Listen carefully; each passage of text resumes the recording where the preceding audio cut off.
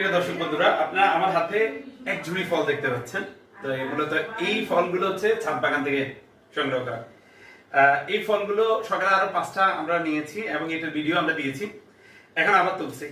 হ্যাঁ, তো মোটামুটি এই এক ঝুড়ি ফল এটা আমি একদিনে তুলছি। এর থেকে বেশি হয়। গাছ কিন্তু আমার বাগানে হচ্ছে 4টা গাছ এবং প্রপার ভাবে যত্ন নিতে পারিনি। তো এই যত্ন নিলে আরো বেশি হইতো। আশা করি সামনে আপনারা আরো বড় ঝুড়িতে আরো বেশি ফল দেখবেন।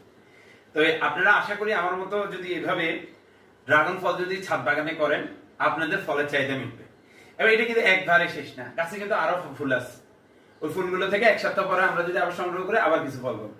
এভাবে আপনি একটা গাছ থেকে একটা নির্দিষ্ট সময়ে একবার ফল তোলার ক্ষেত্রে আপনি কি করতে পারেন, একটা গাছ থেকে 8-10 কেজি পেতে পারেন।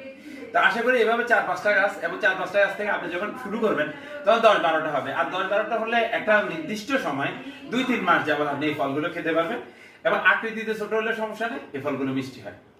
তো আশা করি আপনারা ফল গাছ রোপণে এবং ছাদ বাগানে আপনারা ড্রাগন ফল গাছ লাগানোর জন্য উৎসাহিত হবে।